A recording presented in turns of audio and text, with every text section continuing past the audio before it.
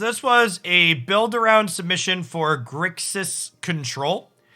And we've gone with the base blue-black control here with just a scotch of red. We've got a couple of Prismari commands here because I think this is the best answer in the format to resolve Chariot. And then we've got some Tibalt Cosmic Imposter as a piece of Planeswalker card advantage here in addition to Onyx at the top end of our curve. For new cards in the set, we've gained some Siphon Insights, just really good cantrip that also helps you hit your land drops or steals your opponent's threats. For removal spells, I've got a smattering of different things here, but most notably, you'll note that there's no Infernal Grasp in my 75. Infernal Grasp is not playable in control decks. It's maybe playable in mid-range. It's definitely playable in aggro. In control decks, you're just not going to have that payoff. You're not going to have enough life to be able to kill anything. And power word kill kills most things in the aggressive decks in the format. And against the dragons decks, you can just loot them away with Prismari Command. So I'm not playing Snowlands because I like this artwork, chat. There's only 2 basics in my deck. I'm not likely to draw many Snowlands. Anyways, it's whatever. Hey, thanks for the sub gifties to Big Bad Wolf. Appreciate the support. So let's dive on into some Grixis control and see how this goes.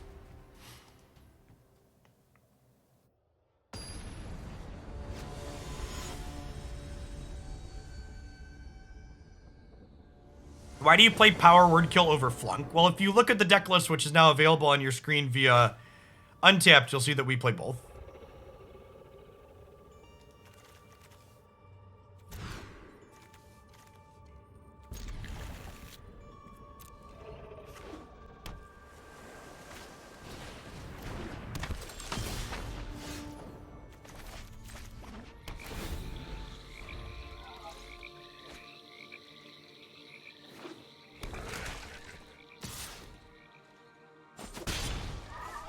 Talk about Behold versus Memory Deluge. Memory Deluge is probably better. We can swap that after this match. I'm going to give you complete transparency and tell you that I forgot Memory Deluge was a card when I was building this deck last night. It's been a busy week.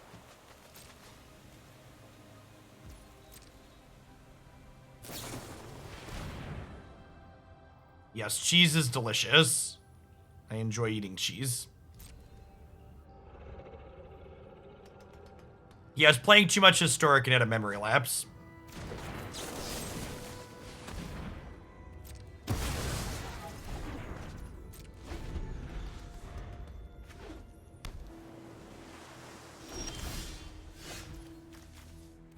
Yikes.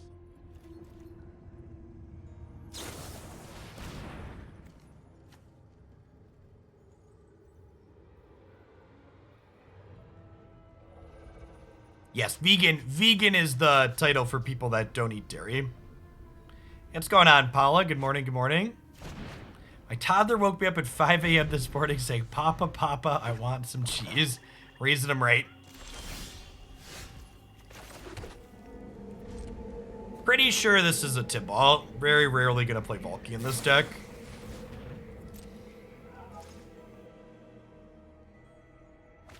Target Dummy, thanks for the 19 months. Welcome back. Yeah, the new dual lands are great. They're super good.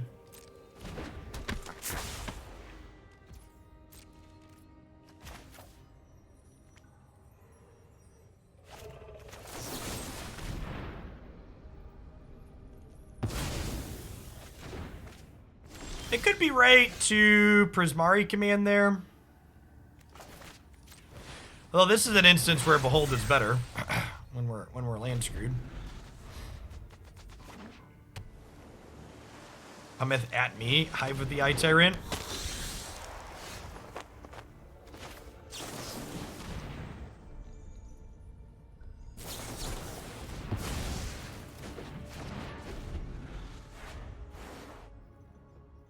It's bad, man.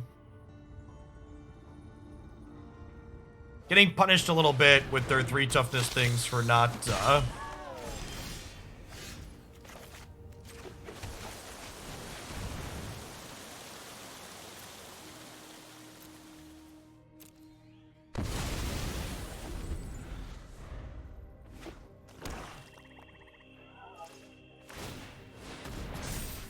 Grixis and no land drops. I swear I've seen this before. Yep.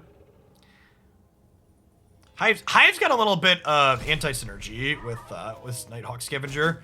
Obviously still worth playing through just like two individually decent cards, but worth commenting on, I think.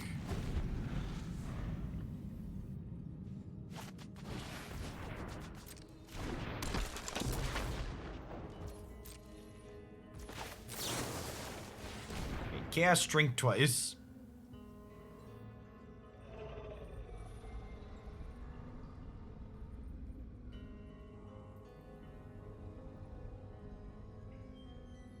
I'm a thirsty boy.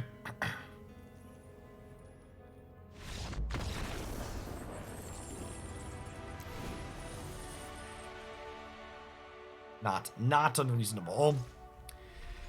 Alright, so Bloodchief's Thirst and Lash of Malice sound good. Lolth block's okay. I think we cut most of our counterspells here and just have cards that play to the board.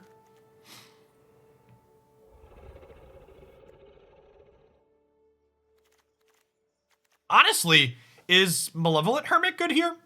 It's a counterspell eventually, and then it flips to make our other spells resolve and then eventually trades. I could see this being okay. Not sure I'm a Valki. I don't want too much top end. We'll get a couple of Hermits, see how it feels.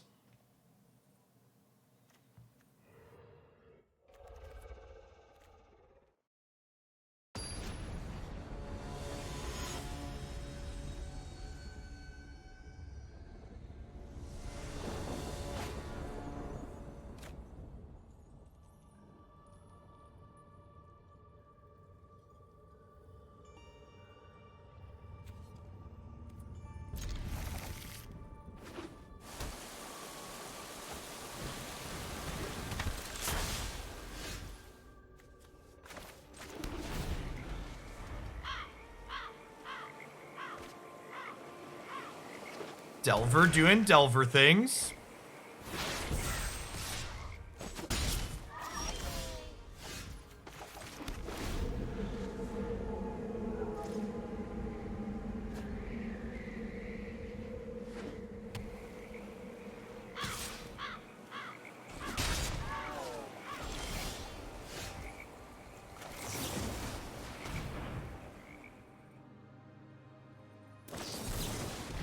Is our deck on 26 or 27 lands, by the way, chat? Can someone let me know?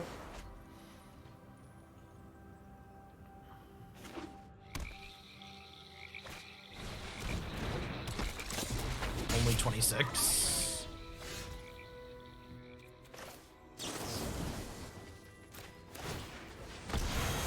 Very possible we should have one more.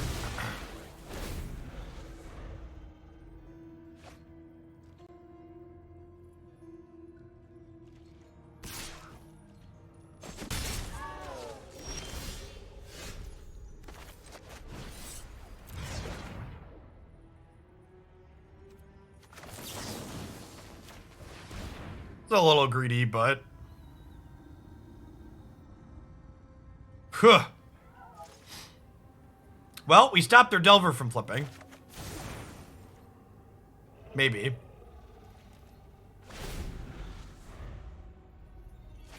God, what a skill game, chat. What a skill-based Magic the Gathering game. Got him, ladies and gentlemen.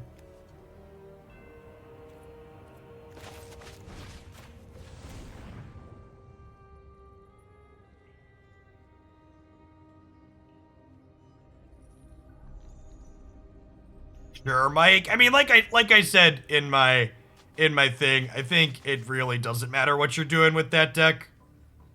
You're just looking to high roll people anyways, so just, you know, have a good time. Just kind of how it goes. The dragon here is actually pretty scary.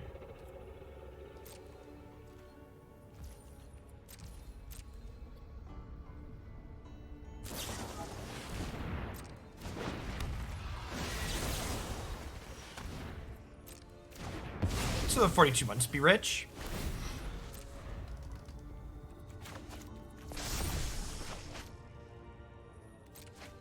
Probably gonna die here since we We kept a 2-lander and never saw a third.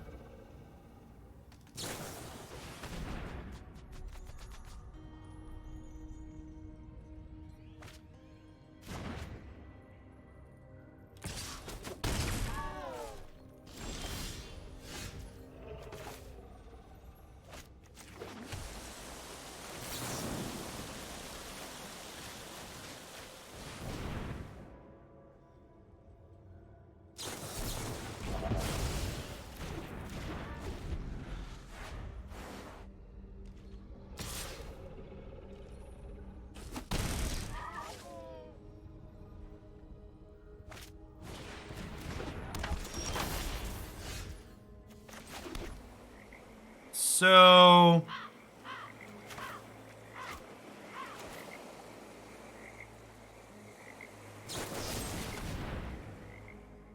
they have double Disdainful Stroke in hand.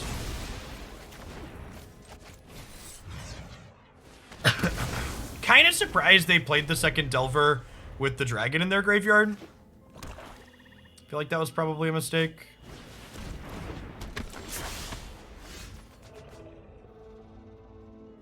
And then we're just dead at this point, right? Sedgemoor Witch. I can't Crippling Fear the Witch because they have Disdainful Stroke. I think I'm pretty happy with how he sideboarded. Let's go ahead and run it back. I'll just like try to draw a third land on time this game.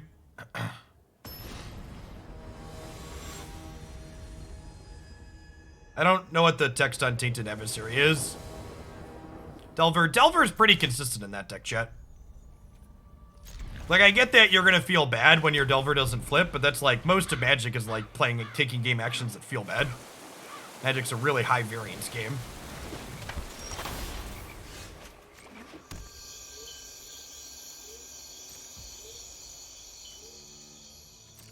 They flip the Delver, we'll kill it, otherwise we'll just Siphon Insight this turn.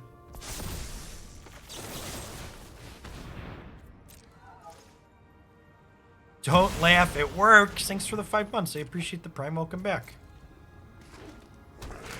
Thanks for the follow, Peric. We could have killed the witch around Ward. Oh, Soul Shatter has worthwhile saving. Yeah, that's a good observation. I like that. I like that thought.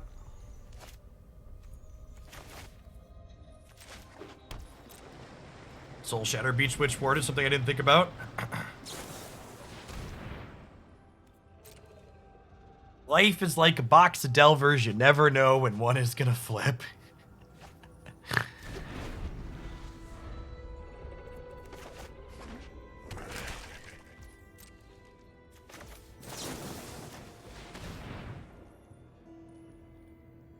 Drink up, ladies and gentlemen.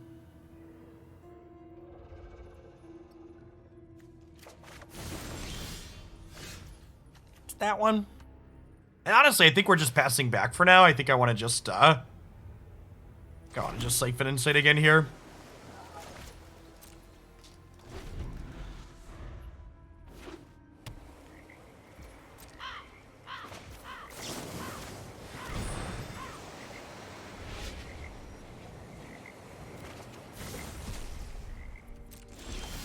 We'll just play their deck here.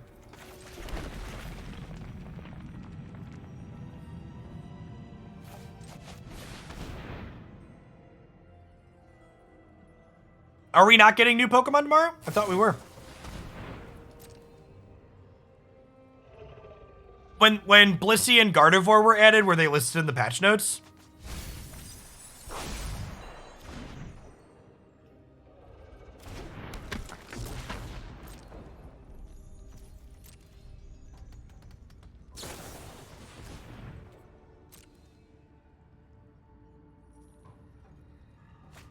It looked like they did a lot of balance changes, so at a minimum, we'll have fresh gameplay.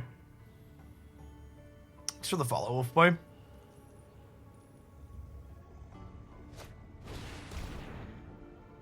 That's sad.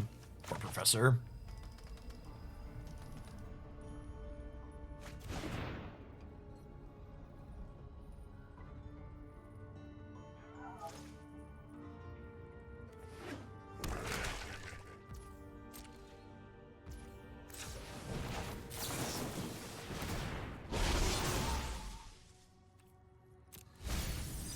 Wait, they took what?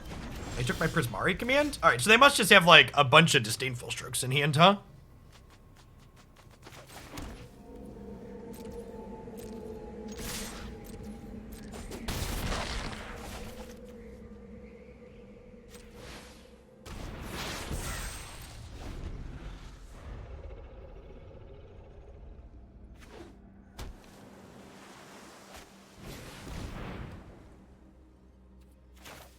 I'm gonna do this in response, so that way if they want to counterspell it with a Disdainful Stroke, they don't get a token.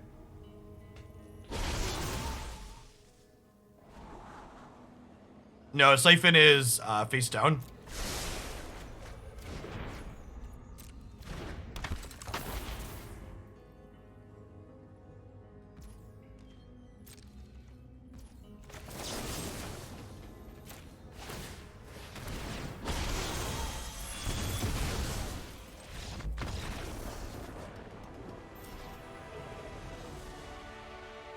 The fact that Siphon Insight is like a land/threat split card when you can draw your opponent's threats is so powerful. That was one of the cards I picked out during spoiler season that looked good. In practice, it's worked out even better than I expected it to.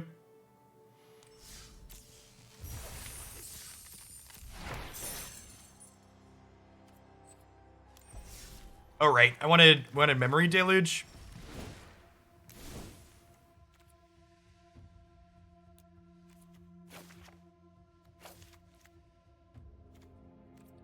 Yeah, honestly, it might just be 2 Deluge and then a land tier.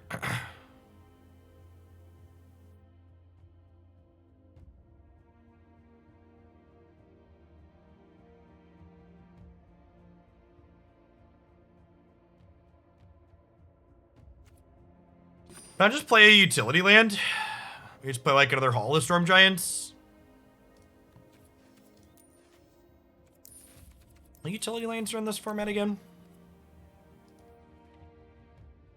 Eggdoms isn't very useful. I don't know that I have enough red to play Shatterskull.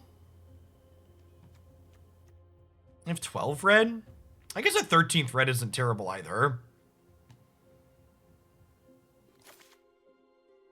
Let's play a Shatterskull. Just a pretty generically good card. Want to hit our land drops too.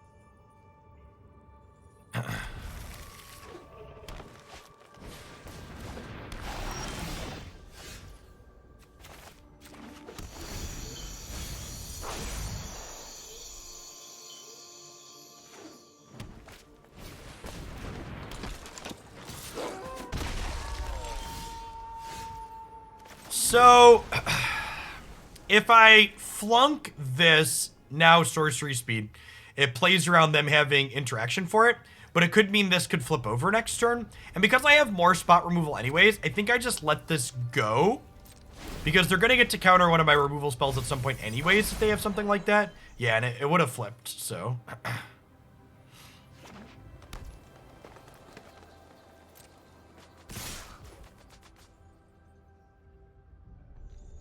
My internet hiccup again. Oh, it looks like my drop frames went up again, so maybe.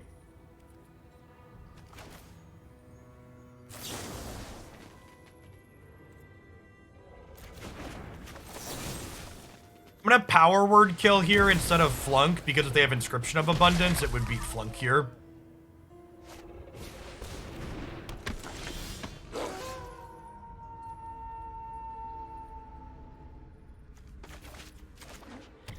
We're gonna hold up Negate / Disdainful Stroke this turn. So obviously this gets to transform. Oh, I guess if I don't want them to draw a card.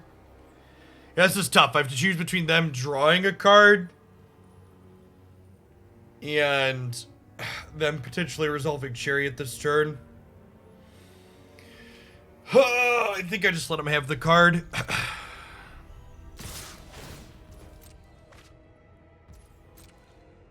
Being on the play is busted shit.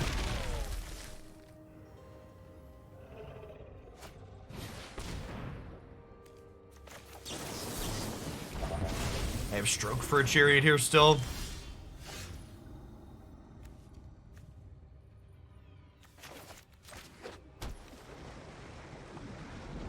And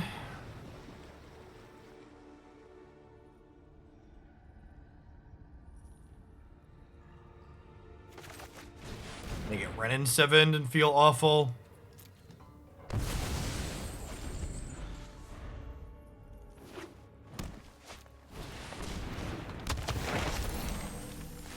Okay, everything turned out better than expected.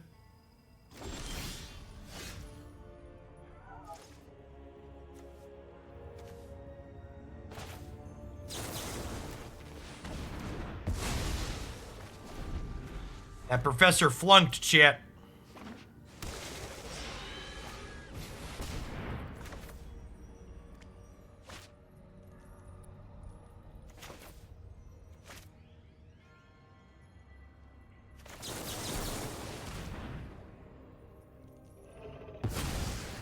Mascot exhibition looming is sad.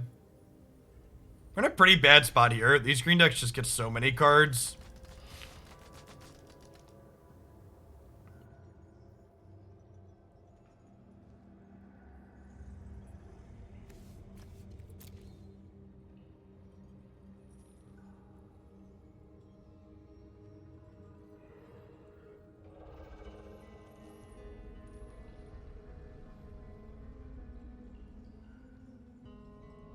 Opponent.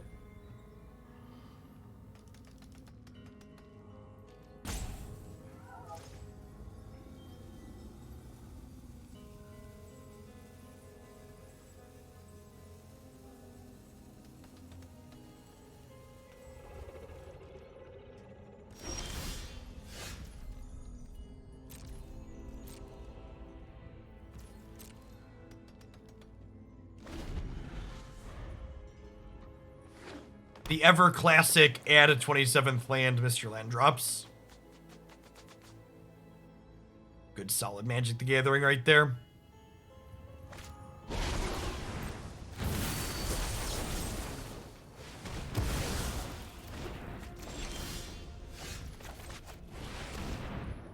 So this is basically got 3-for-1 tier, right? We had to spend a card to kill the professor. We had to spend 2 cards to clean up what it learned. Super rough sequence overall.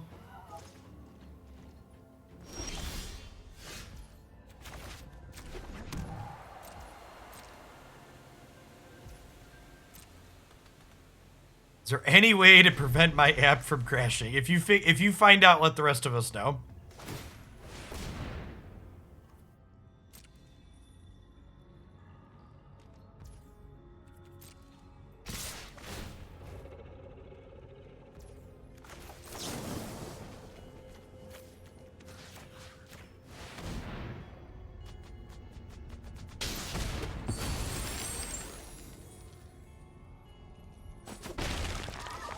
Great. Is your Ranger class good?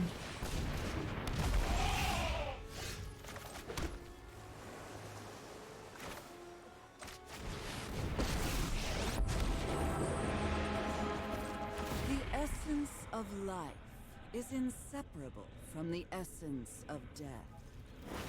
Might be dead here. Yeah, or just dead on board. They have a Ranger class counter and Layer the Hydra. We could have downticked there to not be dead on board, but we're still not winning that game.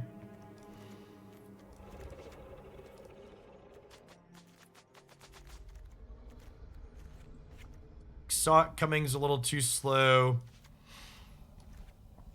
Valki's pretty slow. Don't want to draw Valki and Onyx in the same game, really. This should be enough card advantage here at our top end, I think. Bring in some more cheaper spot removal.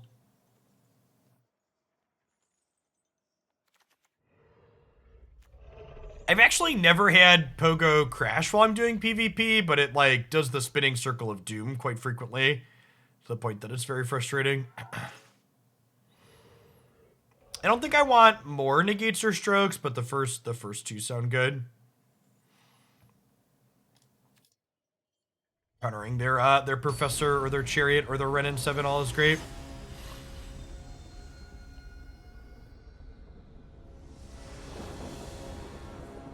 Like I mentioned yesterday, Marty, the #1 sign that this format is currently very reasonable is the people who want to bitch about Standard can't come to a consensus on which cards need to be bitched about.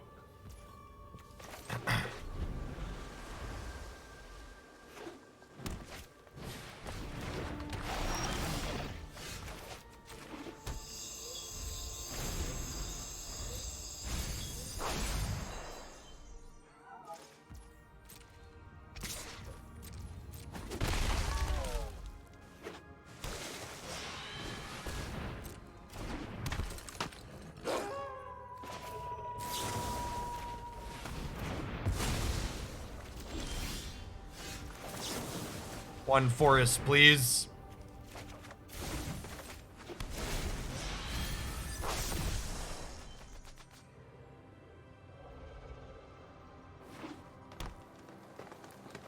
Kunio is typically a controlled player, but I actually don't think blue decks are very bad in this format.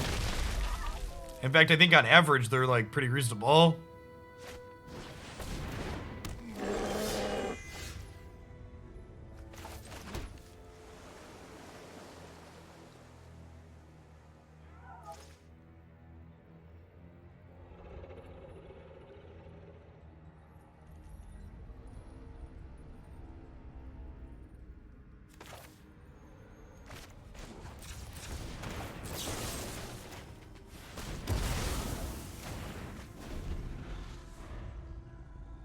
We just kill that now.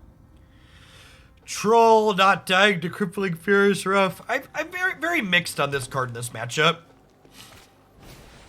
It could definitely be a case of maybe we want the first 2 or 3 copies, but maybe the 4th isn't one that I bring in.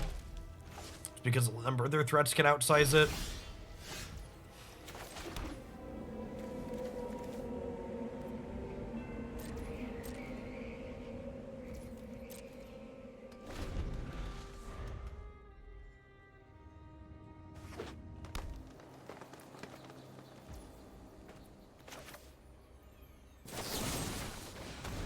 A power word kill the troll here because the werewolf pack dies to Crippling Fear.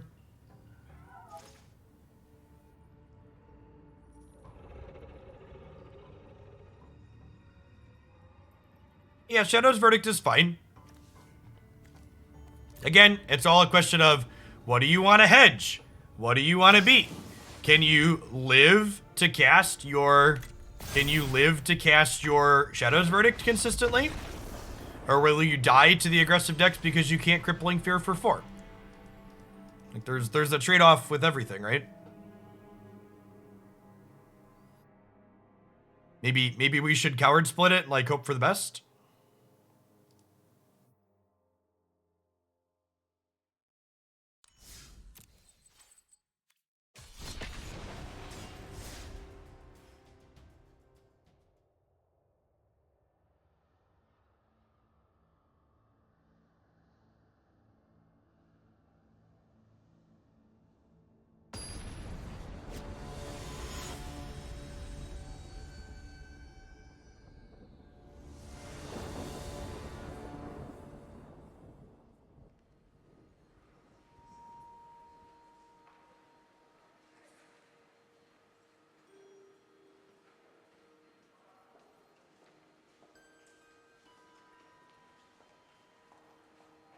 I mean, we didn't win at most of the games on day 1 because it was day 1. We won most of the games on day 1 because we ran really hot and got lucky in key spots. That's how Magic always goes. Anybody that does well in any Magic tournament, like, just ran really hot to do so.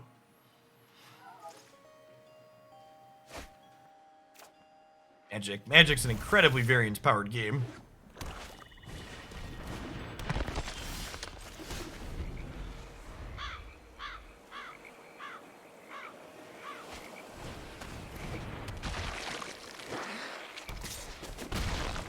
Black-white snow over there.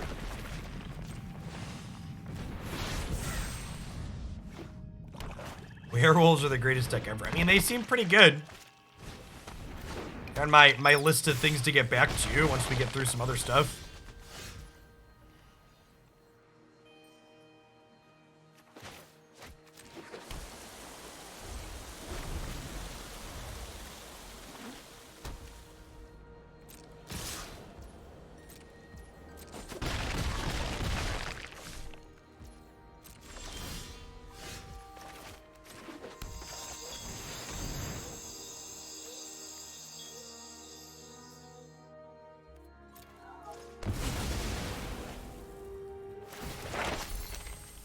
Have some treasures, opponent.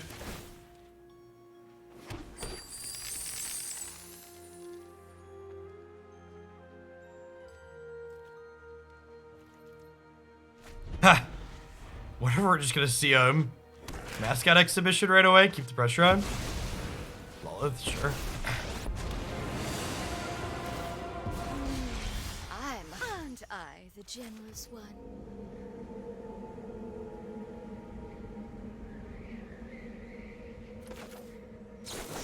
And Soul Shatter Lolth off the table here before she could draw some cards. No, Penguin.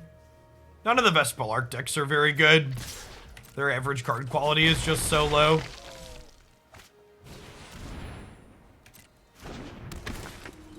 I have, it's bad.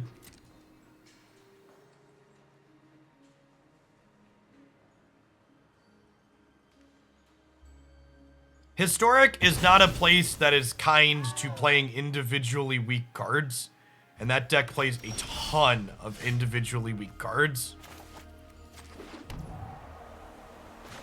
Anyone that was calling for Vespal Arc to be banned is probably someone you shouldn't listen to the opinion from in terms of power level ever again. I think being optimistic that maybe it was competitive was fine at the start of the season, but that style of deck had all the hallmarks of things that tend to not be good enough in Magic, games of Magic in general.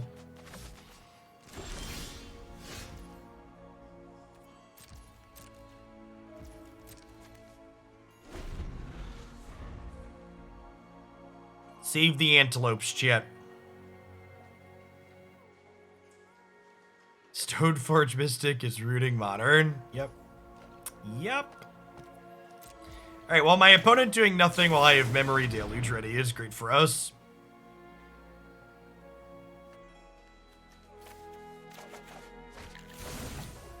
Love when my card advantage draws cards advantage, chat.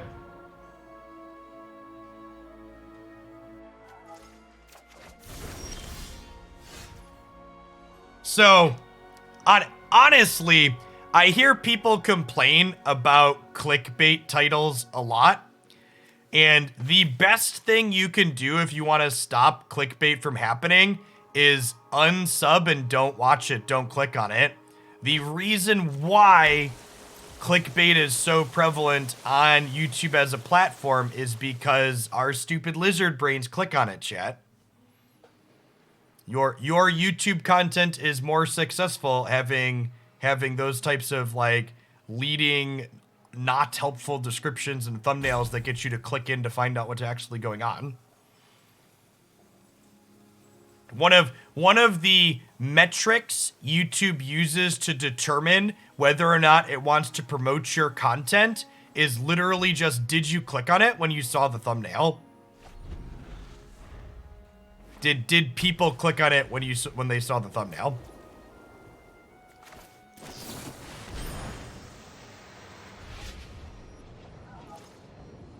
There is no doubt that my YouTube content would do better if I didn't use descriptive titles. My YouTube as a platform grows significantly worse than my Twitch does, putting the same volume of content on each. I think I just want a bunch of counterspells here, huh?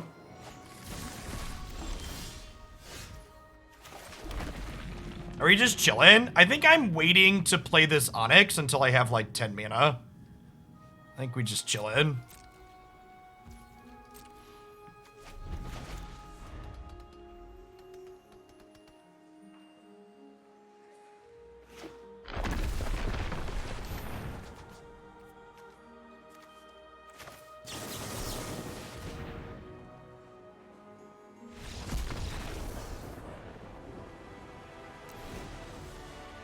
Yeah, we could start growing Barons there. Yeah, there's a lot of things I could do to optimize my YouTube channel growth, but I'd feel scummy doing a lot of them. And I also just, like, don't want to put in the extra work to do all of them either, so... If it makes me feel scummy and it's extra work, it's just like, I'm just gonna skip it. It's fine. Twitch is my primary platform. YouTube supplements this just fine. This is probably an okay Bloodchief's Thirst matchup, huh? They do have some Planeswalkers we want to get rid of.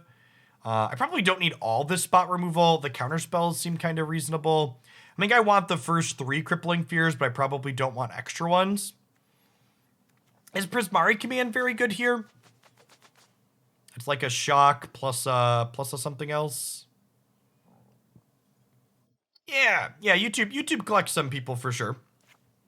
It's worth the effort I put into it. For sure. Oh, this probably gets blocked by Lolth spiders, right? So let's get rid of that. I think we trim some of these. Do I want Hermit? They do have a lot of powerful non-creature spells. This could be a Hermit matchup, honestly.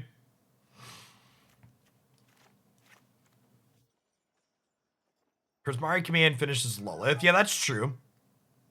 That's true. Maybe these Bloodchief's Thirsts aren't actually good. Yeah, Lolth's almost always going down when she comes into play, right?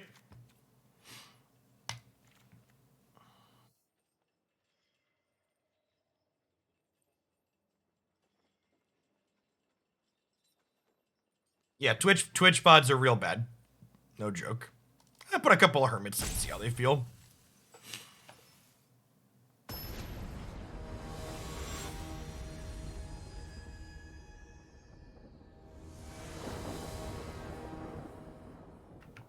Ah, poor green-black elves in Modern. No joke, that deck being rendered unplayable by Modern Horizons 1 was why one of the things that finally put me off of Modern altogether. I was so sad when that deck got pushed out. I loved it a lot. Hey, thanks for the sub-gift, Sword Saint.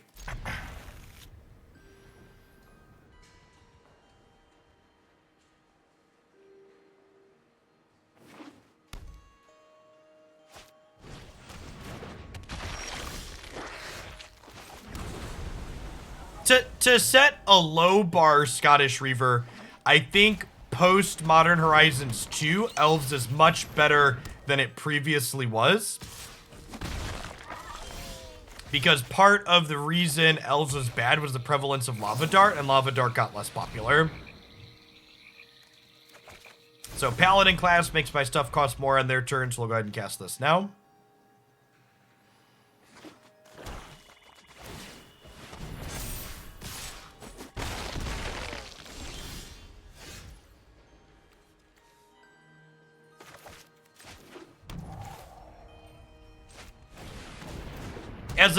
As an amusing anecdote about comparisons of metrics, to take the Open, for example, and obviously the Open was a very good day, but the number of new followers I got on Twitch from the Open in just that one day will be more than I pick up in new subs on YouTube all month, most likely.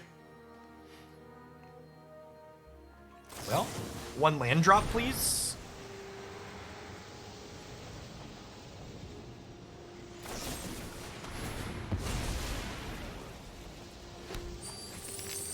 They knew the top 2 cards of their deck were good, chat. They were feeling it. Yikes. Yikes.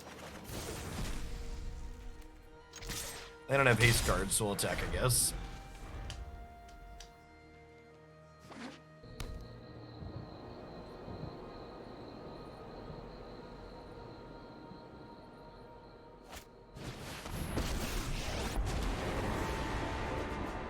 Envy the strong, for that my will cannot be denied. Yeah, I think we could have been in this game if we'd have hit that land last turn, but I think we're probably just dead here.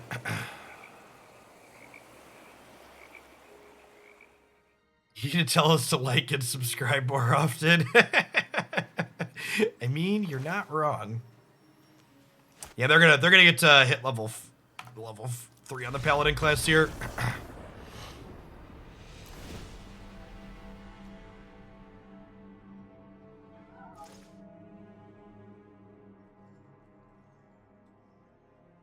think with Paladin class, I'm going to cut these Saw Comings. I'm going to bring in the last Crippling Fear here, actually, because it seems like they're trying to beat us down in these post-board games, and having Sweeper seems good.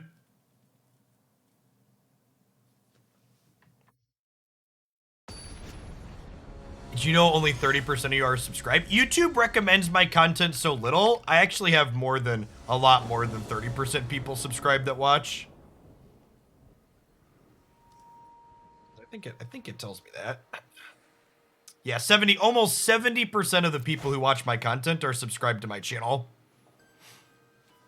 which I would bet is high for YouTube as a platform. Our mana's a little awkward here. I have Prismari Command to make a treasure, though. The problem is if I'm making a treasure, I'm committing to not having black mana with these pathways. Yeah, this hand is much better.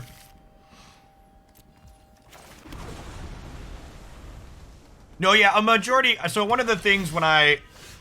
Uh-oh. Man, I really wish there was a way to change Twitch ingest servers midstream, because nothing else on my internet is lagging, but my Twitch keeps randomly hitting 0 and going back up, so I feel like it's probably an ingest server problem. So that hiccup there again was on my connection to Twitch, but nothing else is lagged. Yeah, I frequently, when I send out my sub poll, I ask where people watch me, and usually the answer is they watch, like 30% of people say they watch me more on YouTube that sub to me, and like another 30% say they watch Twitch and YouTube equally.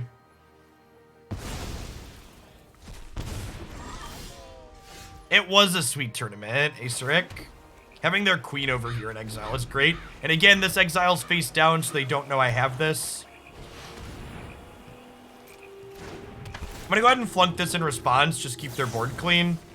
And then 4 mana Disdainful Strokes, whatever.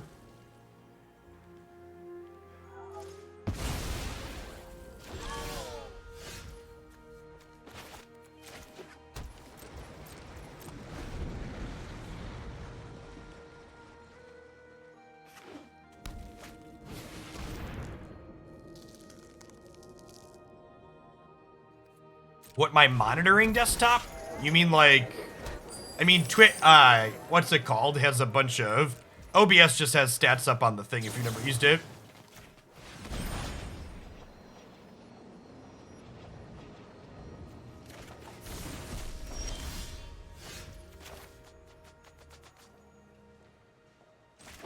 Yeah, it's all just self-contained inside of OBS, Drew.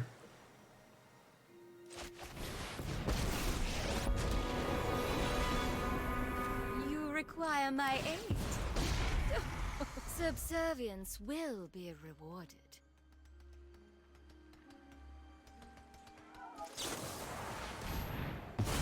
Yeah, one of the really nice compliments we got from a number of people on the open coverage that it felt more organic and less forced. I feel like, and this isn't true of everything, but I feel like official broadcasts can often have a certain level of like, feels like forced or fake enthusiasm. Like when you have your commentators watching their 10th mirror match of the day and they're just like, God, this is so exciting. I fucking love this mirror match. It's so big-brained and huge. And it's just like, actually, we've watched this mirror 6 times already and you can fucking calm down, please.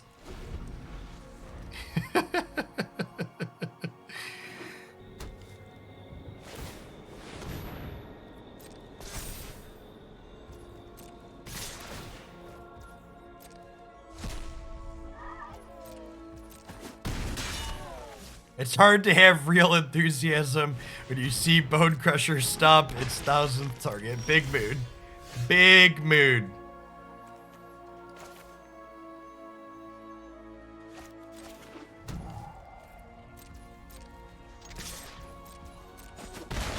Correct, yeah, like, the 2 greatest strengths of the coverage we do for the Hoaglandia Open is, 1, we don't force follow certain players. We just pick feature matches based on deck lists people are playing, which means that, you know, we get sweeter decks. And then we also don't have a minimum ad roll time that we have to meet, which is great.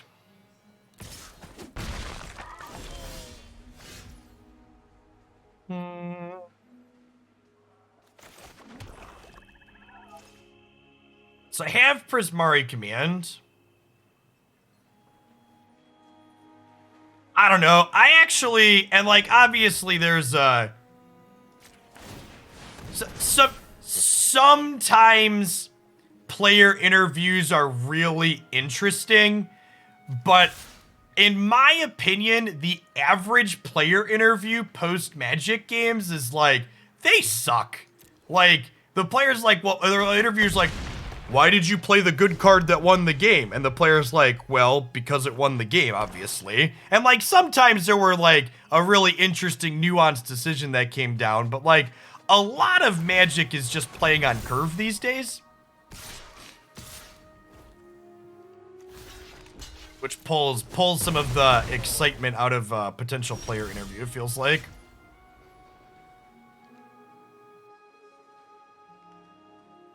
Yeah, and that's not just a Magic thing either, right? Like, that's definitely like, even sports interviews tend to be pretty dry too. I think I'm looting this Disdainful Stroke here.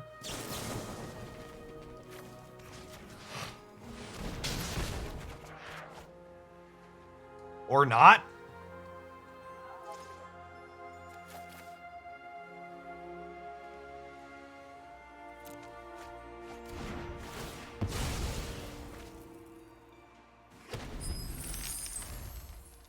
I mean, it's not even about being entertaining. It's like, sometimes there's just nothing meaningful to say about the game you watched.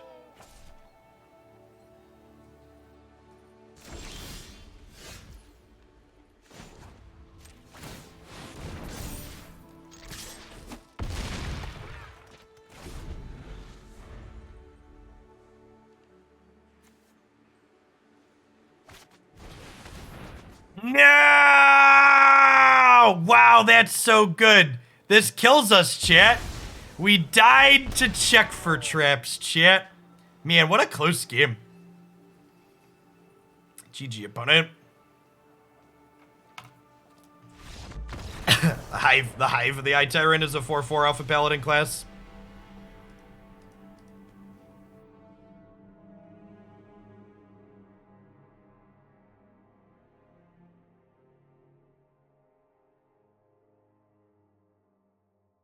They needed white mana to activate Frost Cave. They literally had a Hive of the Eye Tyrant in play, fam. They also had a treasure in play, so they also had white mana. So you're like wrong twice, but yeah, they had Hive of the Eye Tyrant.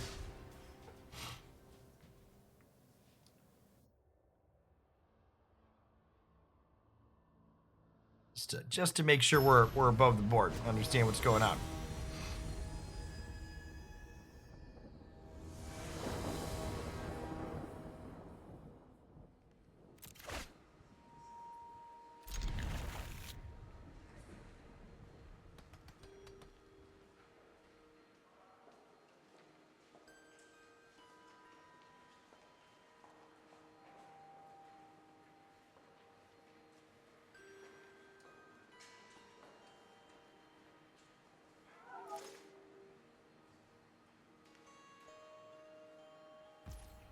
Yeah, I think if there was one thing, I don't think player interviews add a lot of value to the average Magic production, but I do actually really like deck techs that official streams tend to do a lot of the time. If I had more production budget or could copy myself and have two versions of me, having deck techs of decks that are being played in the event that we could play during our small amounts of downtime is something that would be good, I think. But doing those well is tough. Because in my opinion, some of the most interesting parts of Magic and where the most interesting decisions are made is deck building and mulliganing and sideboarding and being able to highlight why someone made deck building decisions the way they are is a thing. I could theoretically record loose deck text in advance, but that's not guaranteed to be showcasing decks that we're going to have on stream, right? Like, in a perfect world, I'd be deck teching things that people are actually playing in the tournament.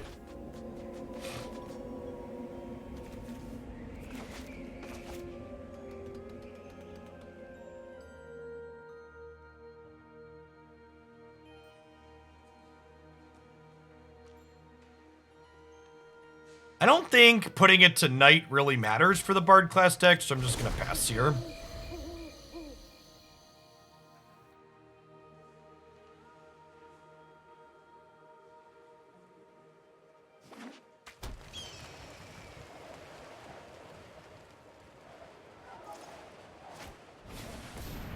Well, the reason why gameplay gets such a big focus during actual events, Squig, is because gameplay is the thing you can only get from events, right?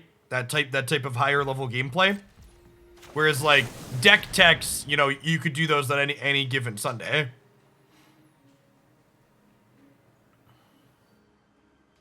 Negate's not likely to do much here. Honestly, I might just take 2 lands.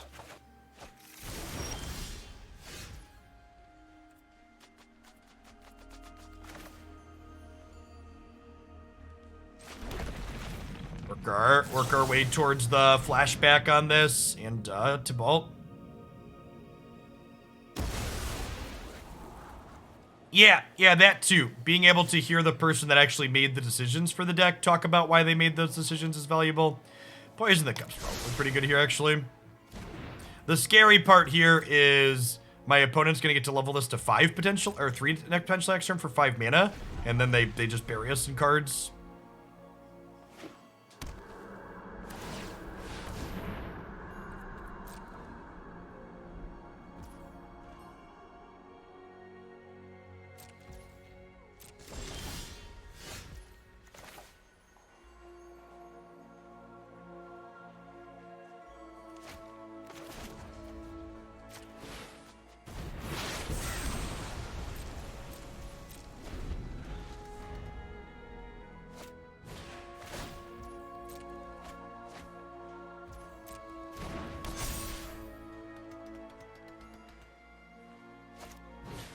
I'm actually just going to concede this match. The opponent's deck is a fringe deck in the format that some people have been playing, but it's pretty off meta, and I just don't think our deck's competitive against them when they have Bard class, and we just don't have the ability to pivot hard enough post-board. So it's not a matchup that I care about. It's not going to give me relevant metrics on whether or not this is decent.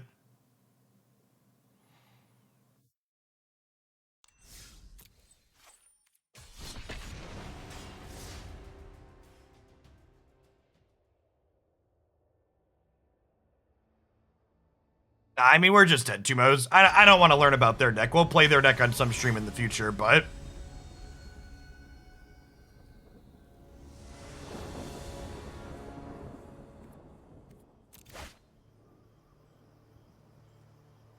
I don't think it is a stretch to say that green is currently the best established color in the format.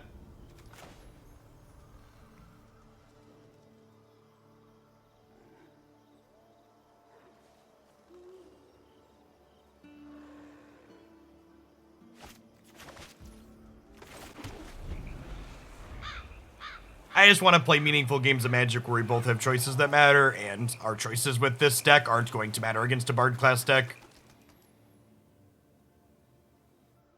Just gonna bury us in cards because we can't interact with an enchantment. Which, honestly, we have both Sultai and Esper in the deck queue.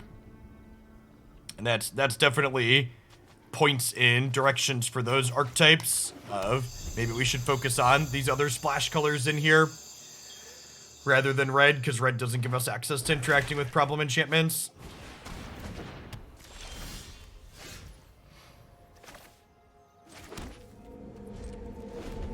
Yeah, more problem enchantments. Yikes.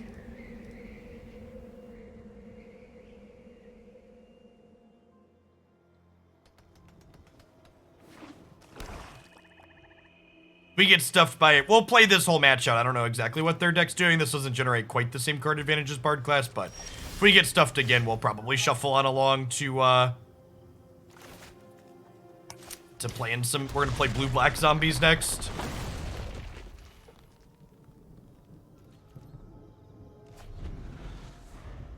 By the way, someone asked earlier if they could bump a deck in the queue. Since I'm charging higher prices for deck submissions anymore, I'm not really doing nickel and dime bumpings like I was when I was doing more deck submissions, so things are kind of just getting played in the order that they get submitted unless someone doubles up. Mr. Ben and Watch, thanks for the 17 months. Welcome back. I think we have 5 or 6 standard decks in the queue. I plan to do at least 2 a day as my plan. Well, we can't flunk that one, but we can power word kill it. Honestly, it might be right. It might be right to just Memory Deluge this turn and take the hit, because it's more resource efficient. Yeah, if you want to cut something to the front of the line, if you send in a $100 donation, you can jump in front of everybody else, but otherwise we'll just do a first in, first out queue system. This notably does not trigger on tokens.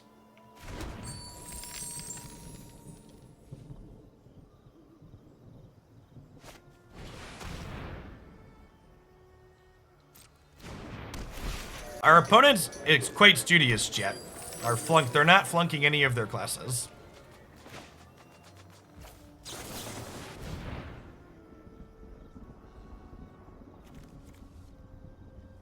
Professor Onyx sounds great, honestly. They're not putting anything out that Crippling Fear cares about.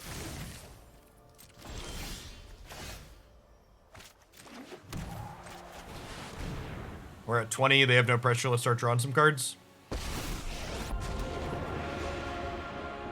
Welcome to Witherbloom College, class.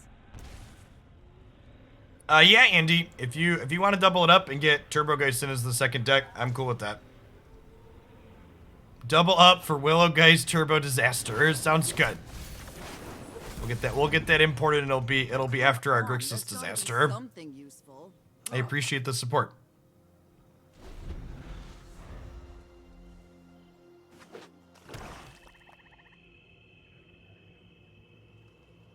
Yeah, she's real good with the Siphon Insights too. She basically drew 2 cards.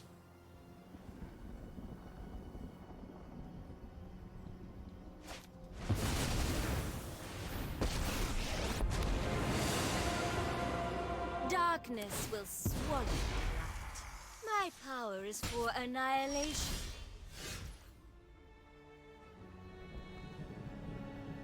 Yeah, it definitely looks like do the thing deck on the surface as opposed to a can we make this competitive?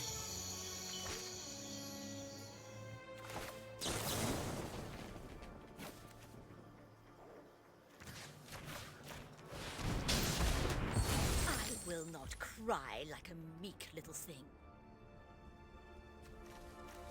I think we're passing.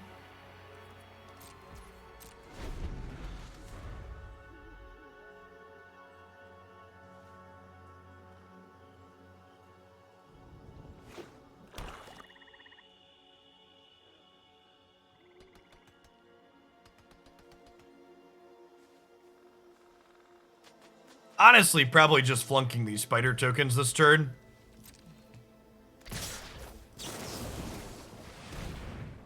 Oh, I guess waiting to flunk them here means that the Skullport Merchant gets to draw with them. Yeah, this was loose.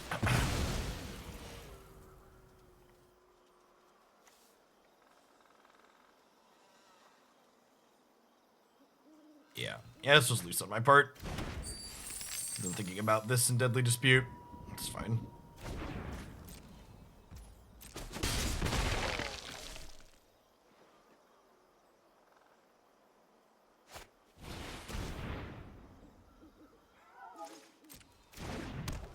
Second Ghoulish Procession. It's a little scary. A little bit spooky, chat. Axel and Santa Can, thanks for the follows.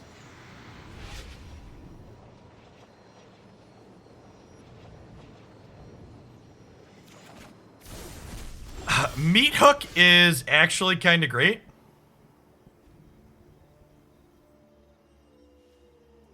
Is Drink Twice having a better showing? A better showing than when? This card's been good every time we've played it. It's our third or fourth deck we've played it in. It's been excellent basically every time.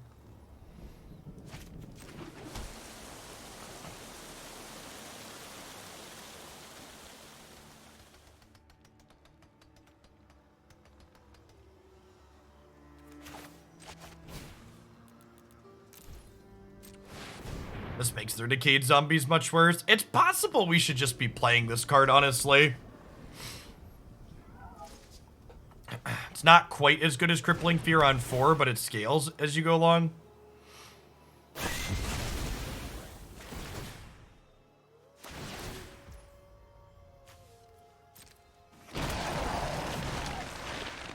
Siphon Insight is Drink Twice.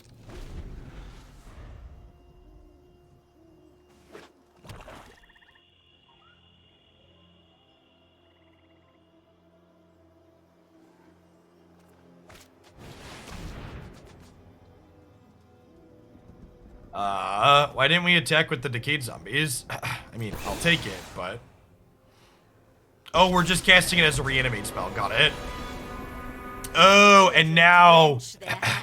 now the Decayed Zombies trigger Lolth. That's really good. Okay, I like it. I always reward the loyal. Yeah, it's adorable.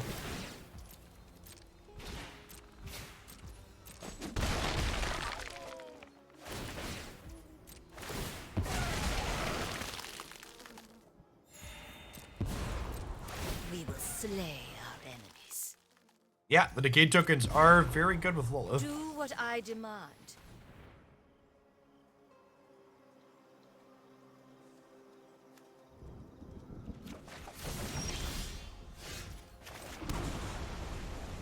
This triggers when my opponent's stuff dies. That sounds like yes.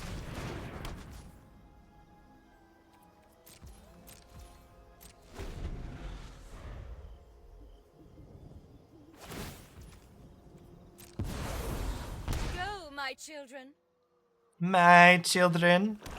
I think we're gonna Memory Deluge this turn. Wow, opponent on Stone Cold Nothing. I wonder if they've got a bunch of interactive cards in their hand that just aren't doing anything. Alright, I would like my Dig Through Time to draw Dig Through Time. Yo, dog.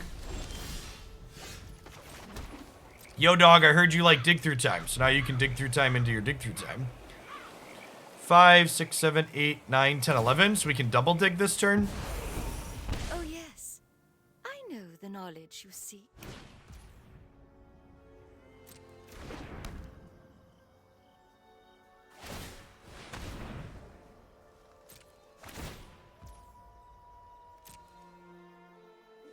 Is it too soon to start checking clocks? Yeah, clock like very rarely matters.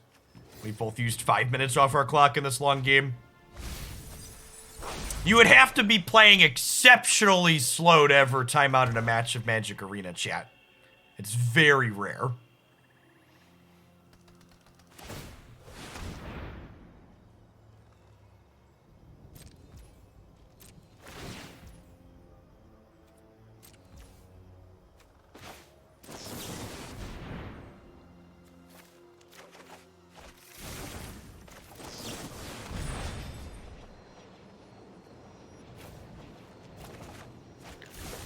These are a few of my favorite things.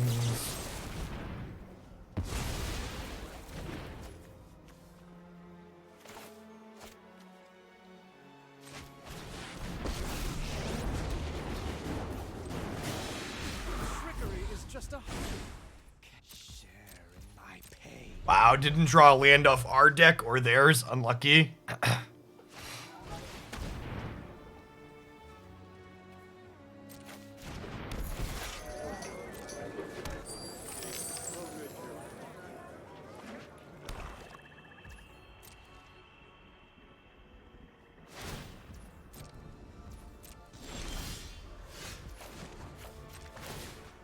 And then Professor Onyx should let us win this game relatively quickly.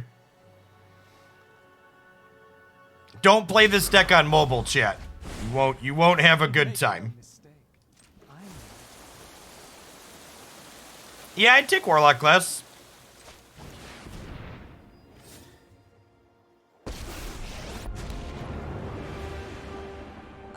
Liliana Vess? Sorry, haven't heard that name before.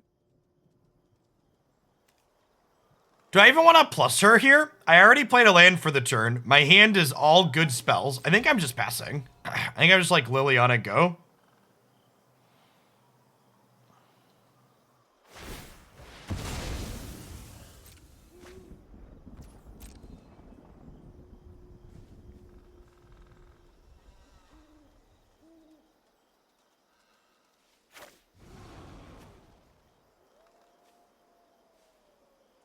It is sporadic.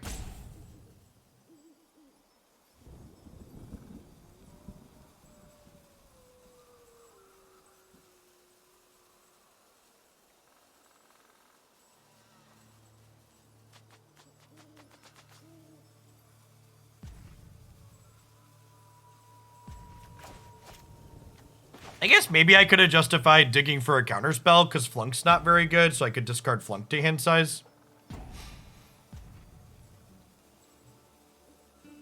It is a little unfortunate for my opponent that, like, where they're through half their deck and haven't drawn a creature land yet. That would be pretty good for them.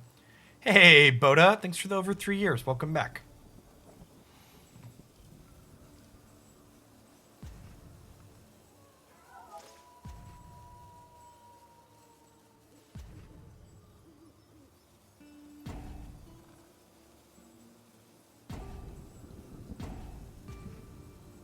Uh-oh. Uh-oh.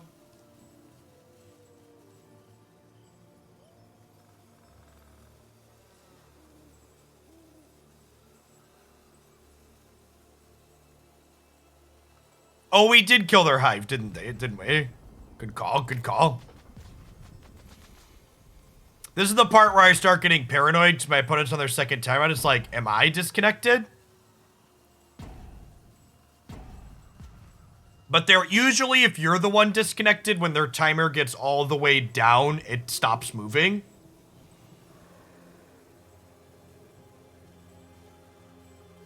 Stop it, chat. Stop it. I see what you're doing, Sig. I see what you're doing, Coots. That's mean considering my internet hiccuped earlier today.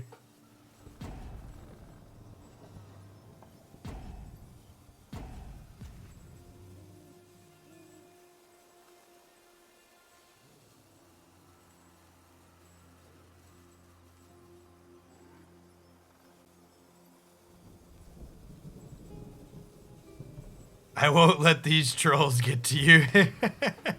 I appreciate the non-heckling members of chat. Chat, we have an 11-card hand. We're drawing so many cards per turn. The field mice are eating the fiber. Something like that. Let's try some massacres in here. That seemed pretty good at, like, buffering our life total while we kill things. That could be okay in theory. Some meat hooks. I don't know that I want to replace all my chills, but replacing some of them sounds fine.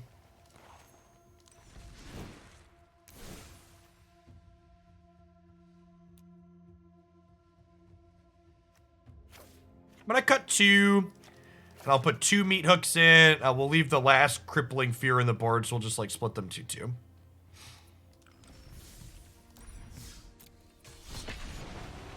Thanks for the 24 months, Black Sheep. I appreciate it. Welcome back. Yeah, I only have 2 basics, though, Pass. So, like, the odds of the basics mattering is real low. The leech is good. The leech is a creature, right?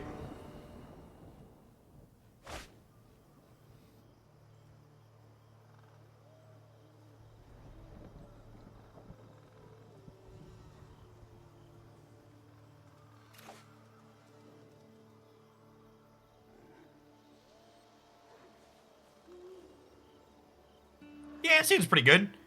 Tapped land. And honestly, like, this hand really highlights why these lands are so good. Because if you don't have 1 mana plays in your deck, you just need 1 other land to have everything untapped, right? Because you like, tapped land on 1 is fine, untapped land on 2, and then suddenly these are untapped on 3, which is great.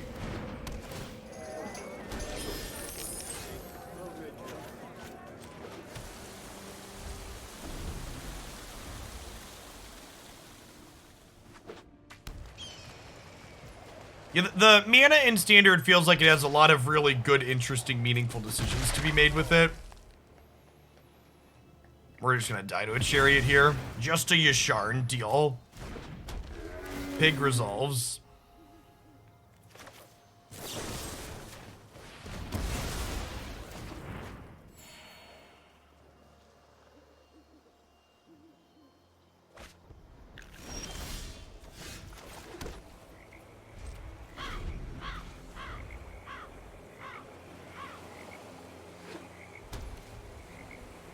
Honestly, we've talked a lot over the years about different lands that would be good evergreen duels. I think Pathways would be my pick for best evergreen duel lands. They're such a fantastic design. They're like appropriate fixing, but not too good in terms of fixing.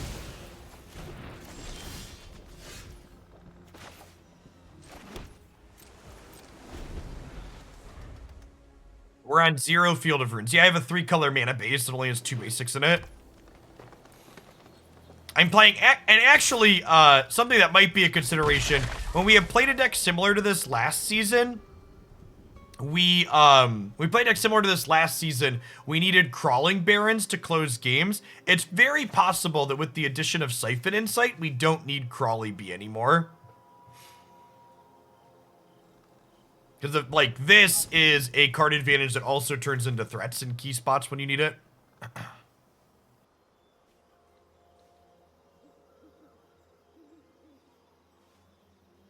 So maybe Field of Rune could be better than Crawly B.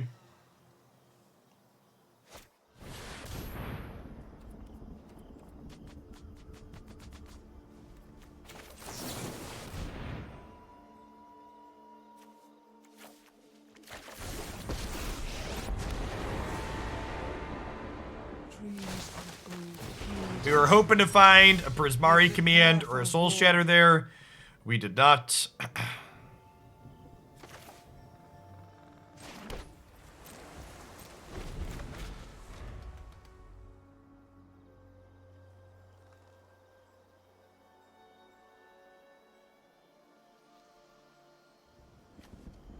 Yes, yeah, the names on the pathways are pretty generic, so from a Vorthos perspective, they can do whatever they want.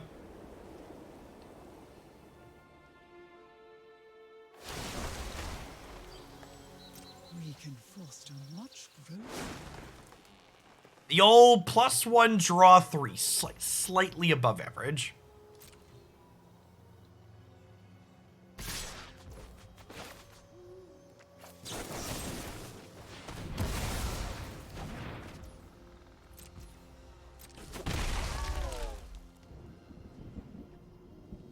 Control decks always choose Crawling Baron over the other slaplines. No.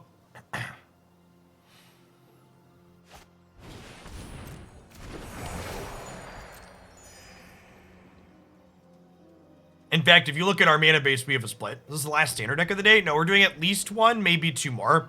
I'm doing Magic for the full stream today. We'll be returning to doing variety stuff for the last couple hours tomorrow.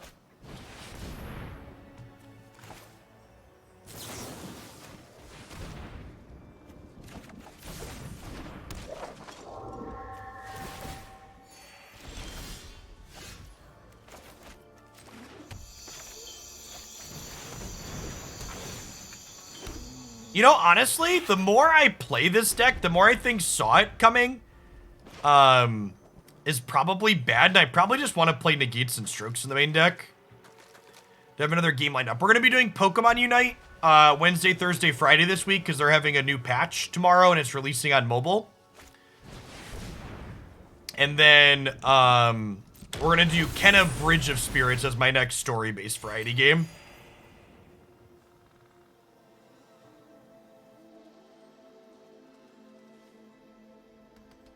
It's a new title that released that looks adorable. We will help you find safe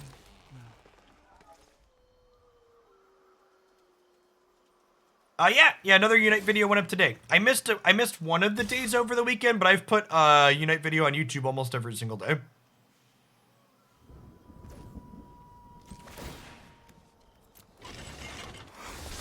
Thanks for the follow, Elizabeth. Yeah, both. Honestly, Negate's really good in this format too, and the fact that this deck is playing Prismari Command means that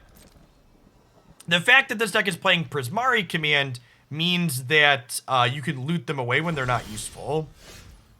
Well, now I have a decision to make, chat.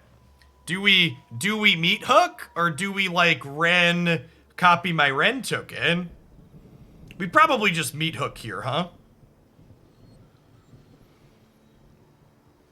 I think we just reset, right? Like, they only have three spells left here. Also, worth noting, Meathook is so much better than Crippling Fear here.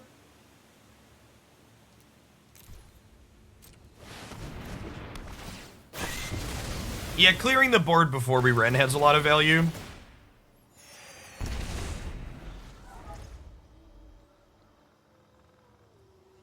So, there's already a client for Pokemon TCG the same way Magic Online already existed before Magic Arena did. The existing Pokemon TCG client is better than Moto, but it's still pretty clunky and bad, and the economy in it is this awkward trading economy that makes it very difficult to get cards. If I attack with the tokens and then they take their free blocks, I don't get the Meathook triggers when my things die.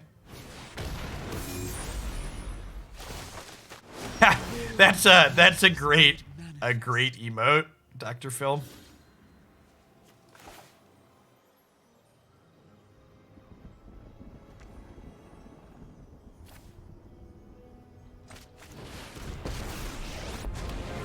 Wait, did they sequence this wrong and this isn't indestructible? Right? So I can power word kill this? They prepare for war. That's a pretty big sequencing mistake here from the opponent.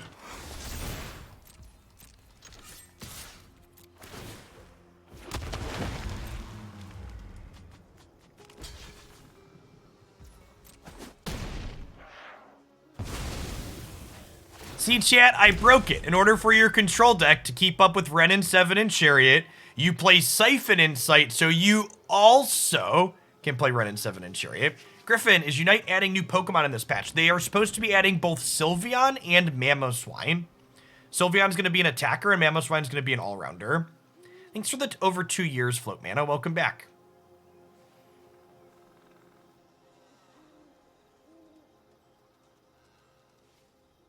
No, so I actually like them trading Angel for Chariot here, because it means if they don't have a removal spell, I get to keep my Ren and 7 with this blocker.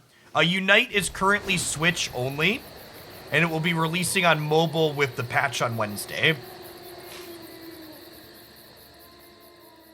They don't currently have announced plans to come to PC, but it's Switch and then coming to mobile. Yeah, it's a lot of fun. If you're someone that's gonna poke in on mobile and you haven't played before, we have a pretty active channel in Discord. How do you stream it? The same way I stream my PlayStation. I have a capture device which allows me to capture the output from my device, from my devices. So the HDMI runs from the Switch and the PlayStation into my computer instead of into a TV. Yeah, Unite is free to play. Holy crap. Chat, there are 27 lands in my deck, chat. 27. Holy shit. Alright. Exile your tree folk. I mean, we're still ahead. I'm just annoyed, but we're still ahead. I would like the record to reflect I understand we're still ahead. You didn't put Ren in your deck, so he's not cooperating.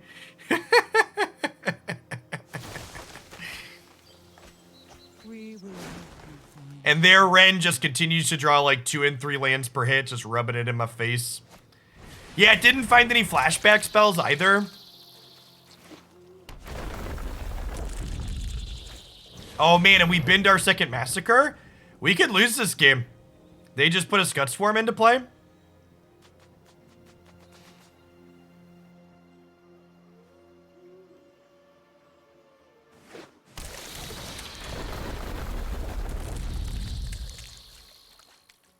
Yep. All right, I have 1 Crippling Fear in my deck.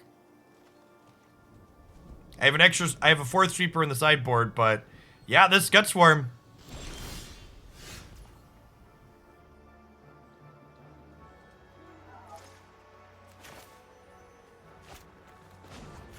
Listen, chat.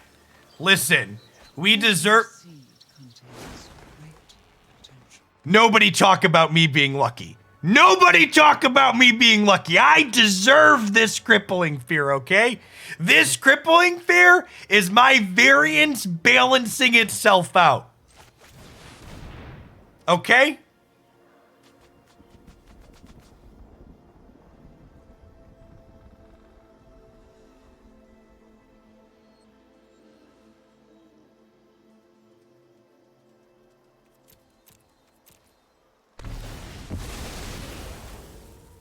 Jeff, we know a pre-recorded match when we see one.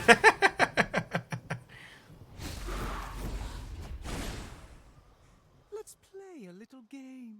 All right, so I think I'm giving up my Renin 7. I could obviously kill this with Prismari Command, but I think I'd rather just ship both of these into their Ren, and then their Angel kills one of my things, and I can hold up Saw It Coming to counter the flashback here. Hey, thanks for the sub-gift flip, mana. Did not choose this. That's very generous of you.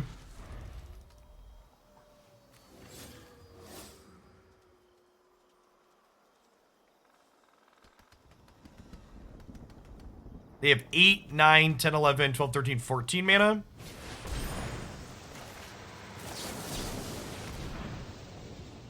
This is game 1. It's been quite the slog.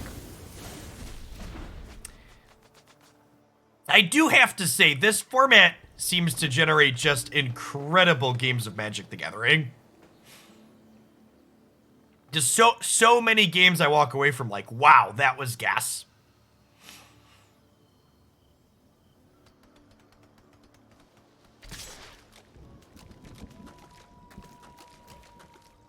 Thanks for the follow, what cool. Alright, fam, this is it. Such fun. This is the Renin 7 +1 that's gonna draw us some lands. Oh, we drew a land for the turn, never mind. Trees can fight their own battle.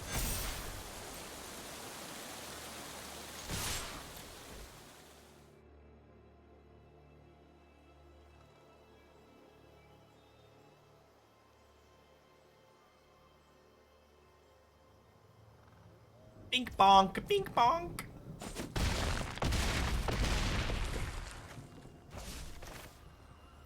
I don't have any counter spells left, so I think I just Amaria's Call here.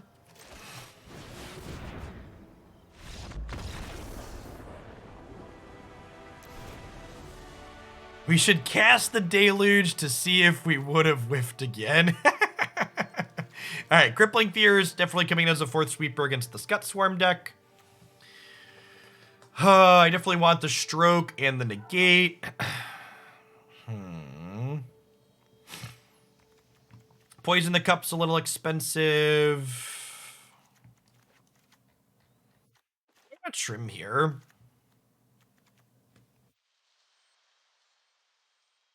It is so important that your 2 mana counter spells counter Renin 7 and Chariot in these matchups that Test of Talents is not worth playing, in my opinion. These individual pieces of Spot Mover probably leave a bit to be desired. Yeah, I know I said that Saw It Coming seems a little mediocre, but I think this is kind of a most counter spells on deck matchup. Although maybe it's worse than Hermit. What if we just board in Hermit? I kind of don't hate that. Let me just like put 3 Hermits in. Obviously, the backside's kind of whatever, but the front side being like a 1 mana counter unless you pay 3 can let us like tap out to do other things in key spots and still hold Disruption up.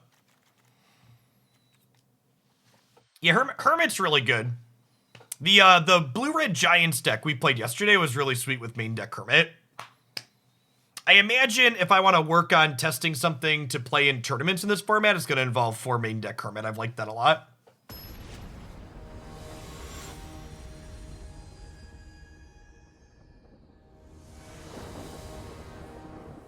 Yeah, Sword and Shield, like, I feel like for a lot of the time people didn't believe me when I said this because, like, we were crushed under the weight of Eldraine for so long. But, like, Magic's good standard formats are the best formats Magic has to offer. It was really sad that we had to rot under Eldraine for as long as we did, but man, am I glad we're out from under it.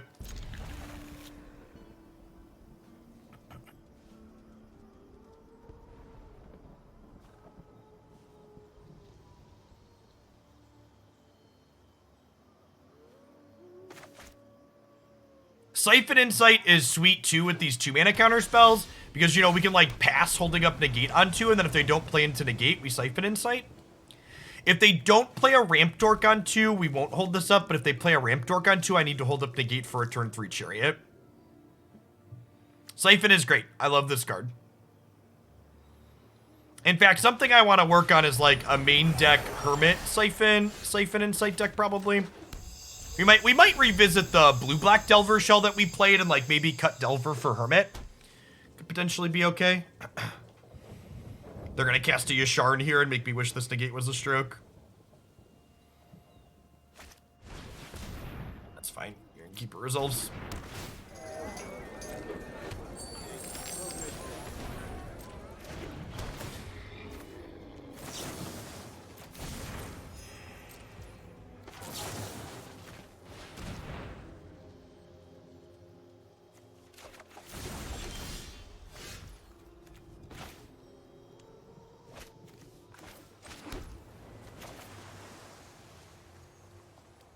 I think we just cast this here. Remember, this counters any non-creature spell, unless its controller pays 3. It's like Super Spell Pierce. It's just Twitter being Twitter, Sigil.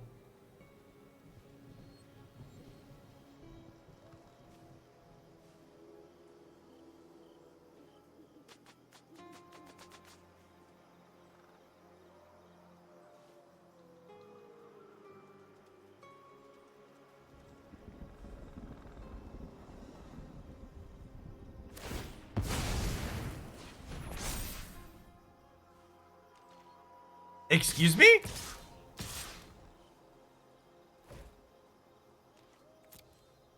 Man, this is hella aggressive. We spent our treasure to hit me with Cave of the Frost Dragon? Excuse me?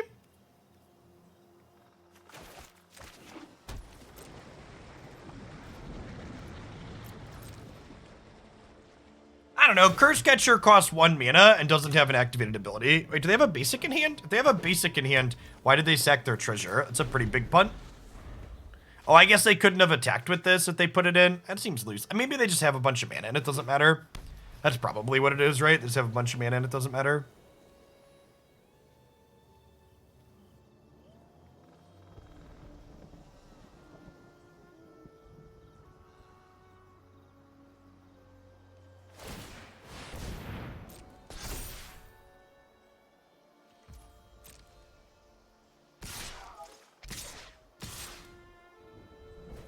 Can I take another 6-ball here? I think I have to, right?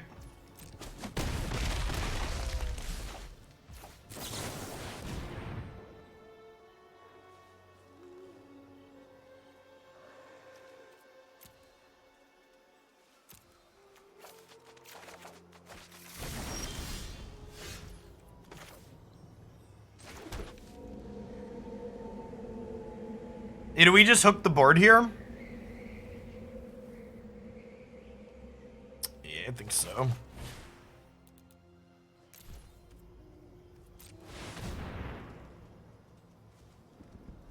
Notable that this is a bit worse than Crippling Fear would be here, because Fear would only cost 4 and it would leave Hermit alive.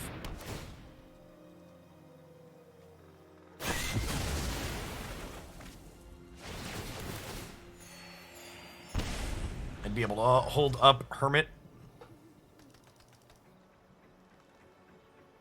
Oh yeah, that's true. Maybe take the attack so I could hold up Negate still.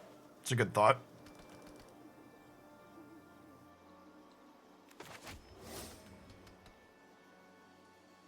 The life gain on this is so relevant though. Getting just like buff your life total as you kill things is like really powerful.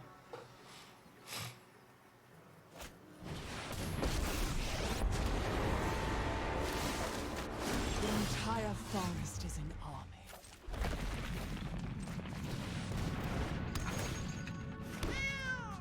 Meow.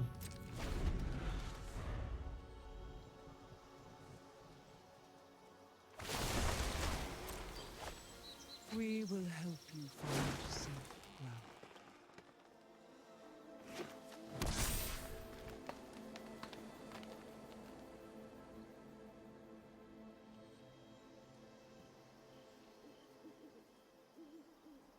Are we chumping with a cat or are we chumping with the Cadillac? I guess we'll see how they attack. They might just leave this back so that way I don't threaten to kill the Wren.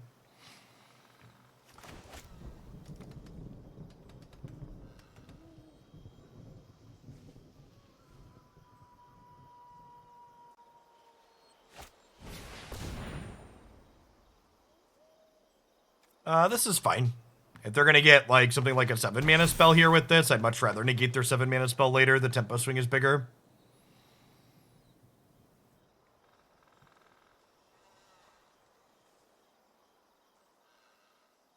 Maybe Lambton? Playing Infernal Grasp specifically with the new timely reinforcements is kind of neat.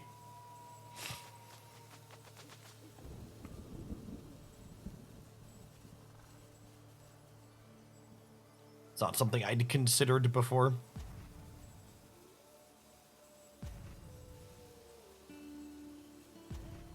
What's our best draw next turn? Like power word kill? How are the Meathooks been? They've been good. I don't know that I would play 4 of them. I think I like the 2G split because Crippling Fear is better in some spots, but they felt powerful. The incidental life gain is really strong.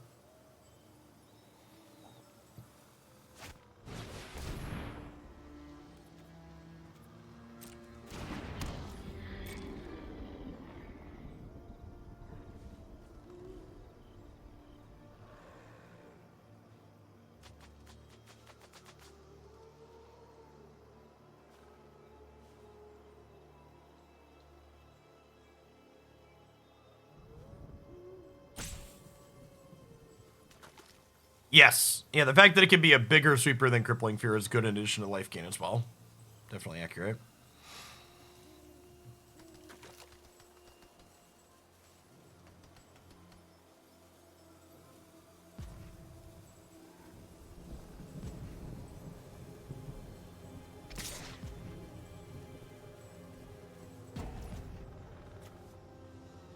I don't think I'm going to be able to... I don't think I'm likely to have tokens to copy this game. So I think I'm just crewing with this so I get more chump blocks overall.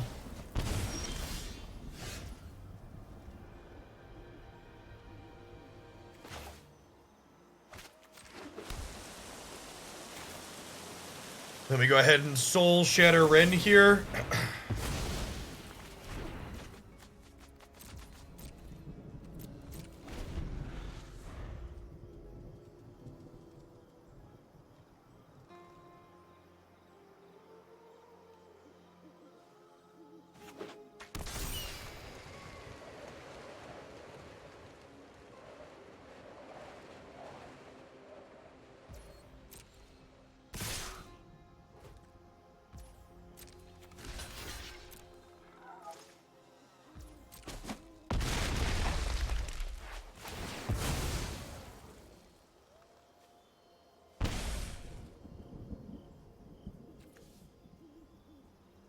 Pretty sure we just let this containment breach happen on the Meathook, so I can Memory Deluge this turn.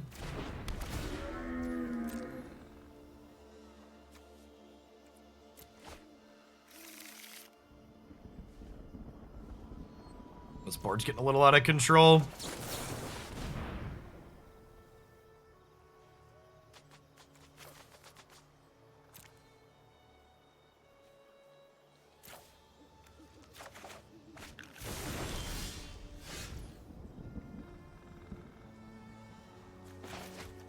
guess these two together kill these.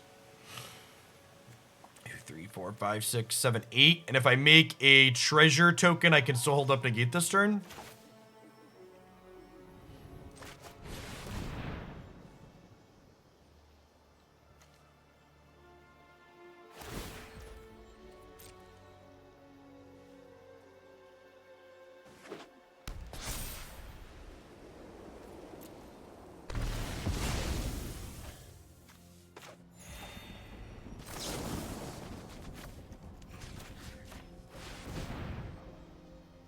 We have Cat as a chump block for a turn.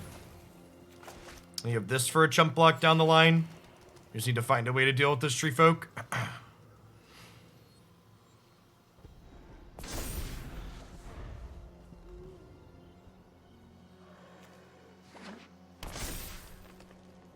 Opponent's at 14 minutes on clock and I'm at 20, so that hopefully won't be relevant this match for either of us.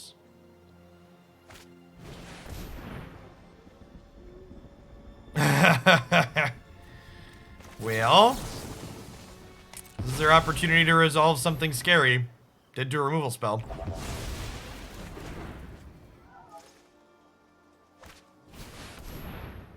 Oh, I guess I could have just tapped and sacked that. Yeah, I could have just sacked that, and then this would have lost its target. I didn't have to spend the negate there. Yeah, that's probably the game. That play was heads up and I missed it. Well played on the opponent's part. Yeah, we'll take a game 3 to be on the play.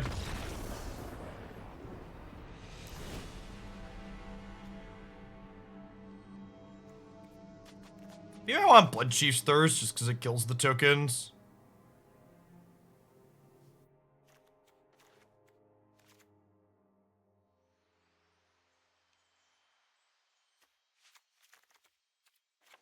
It's only okay there. It's just a lot of counter magic. Any more cards that play to the board.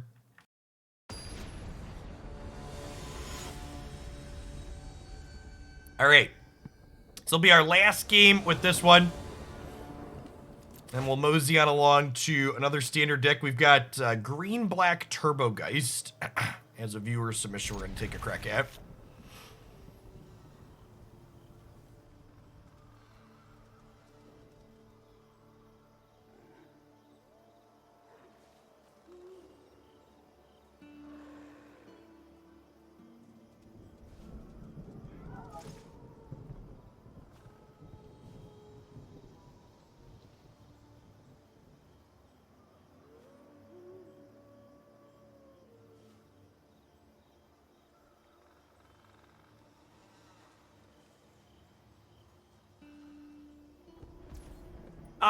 It's been fun to play.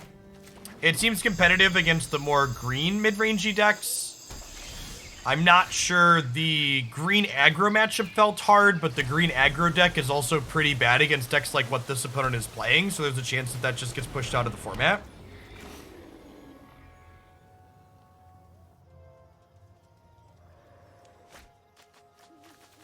Do I even care? I might not care. Well, let's slow him down. Waste some time.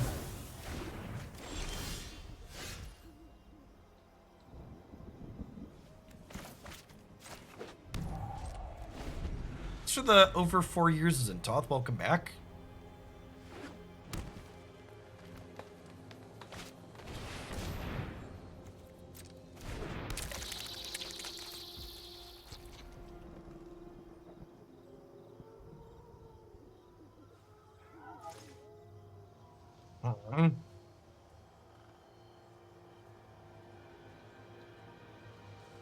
Is that crazy to just untap and Meathook this? Not using our mana feels a little bad, but...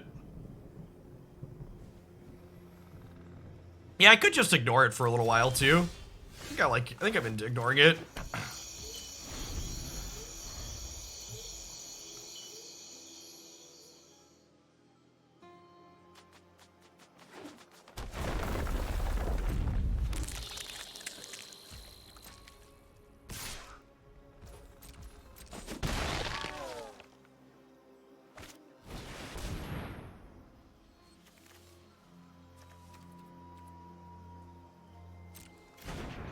think I let this happen, and then I can Prismari Command, Shock Shatter.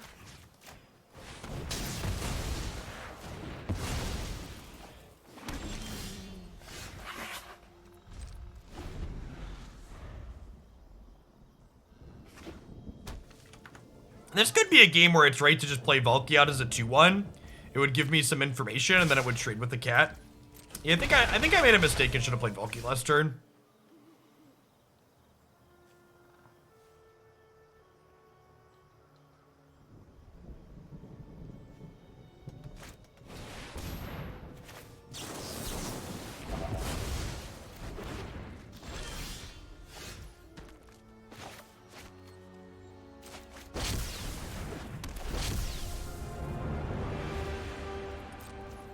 Well, shit.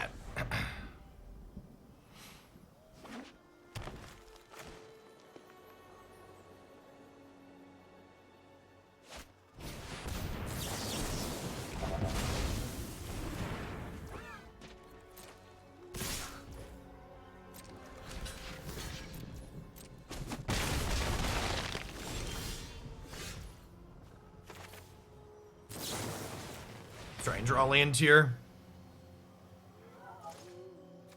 That's fine.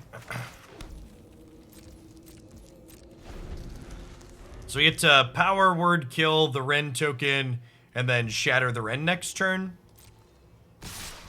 Getting a little bit low, but not too bad. I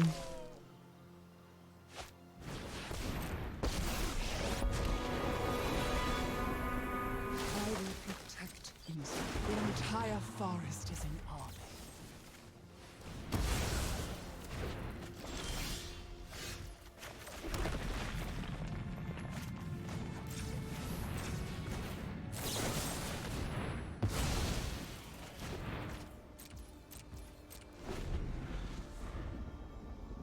Steal another white land so we can use the cave. It's a big brain play right there.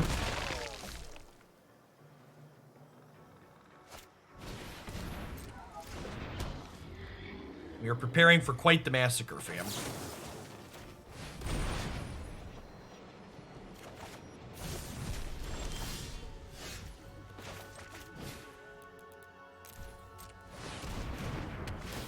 Goodbye, friends.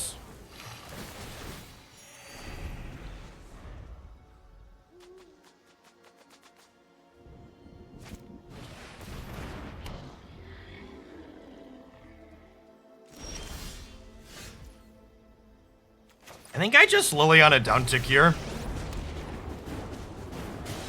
That's Professor Onyx to you. Sorry, you Just keep don't the board make clean. grade. Yes, we're through 3 out of 4 Rens.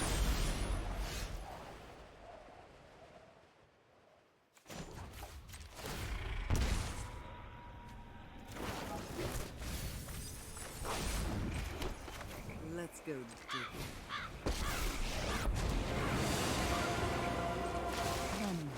All right, and it feels like we're ready to be in the driver's seat at this point, right? We've got Negate. We've got blockers for these. Yeah, the life gain off of Massacre has been instrumental in being able to win this game, stay alive. It's gained us, what, 4 or 5 here?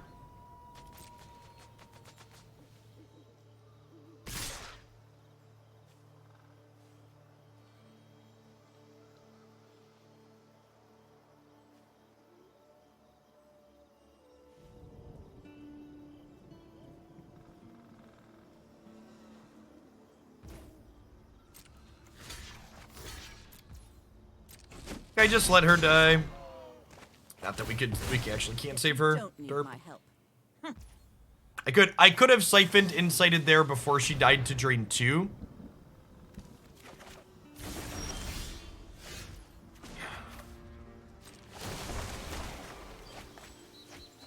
Holy gosh, chat, we drew lands. That's exciting.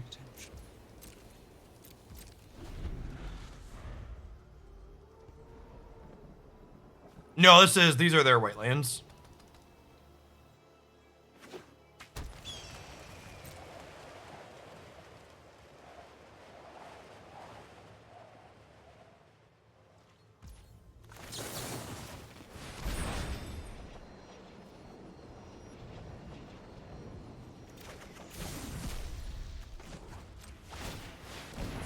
that our first time activating Crawling Barrens this set?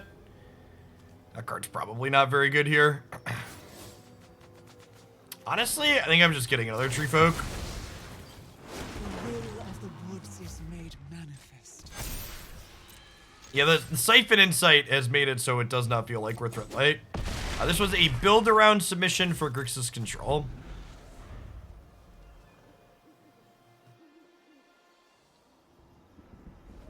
Hey, Lala, thanks for the over 2.5 years. Welcome back.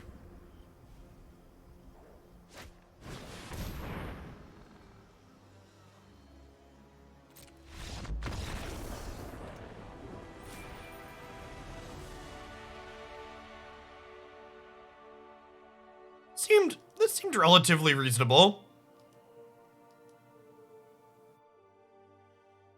Let's take a look at and talk about things we liked, things we didn't like, things I would do differently next time.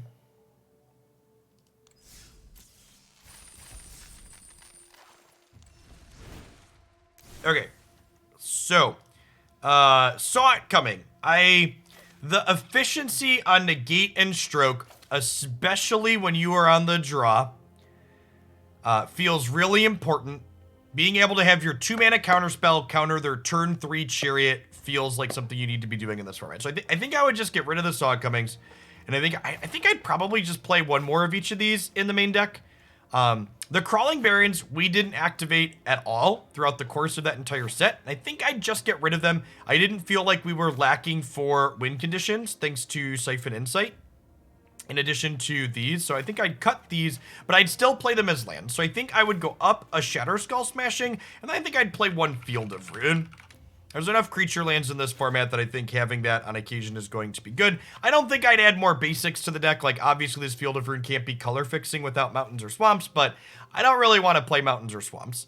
Yeah, I think if you look at the decks people are playing in this format, Disdainful Strokes hit something in almost every deck that people are playing that's meaningful. And in the few matchups where it's not useful, we have Prismari Command that can draw 2, discard 2 to kind of filter through it. Now, it could definitely be that there are one thing that could be reasonable, like maybe 3 Disdainful Stroke is crazy in the main deck, and that's too many. Like, maybe there's enough creature decks that play to the board that we, like, want all 4 sweepers in the main. Like, I don't hate this configuration, for example. It actually looks pretty aesthetically pleasing, too. Poison the Cup was okay. This is another card that, like, I think... So, in the previous Standard 22 format, before we got this new set, Power Word Kill was really bad. It was pretty embarrassing. There were a ton of dragons running around and you didn't want to play it. And Poison the Cup was like the next best thing, but Power Word Kill's like pretty reasonable in this format. And I think the fact that it's pretty reasonable means that these 3 mana removal leave a bit to be desired.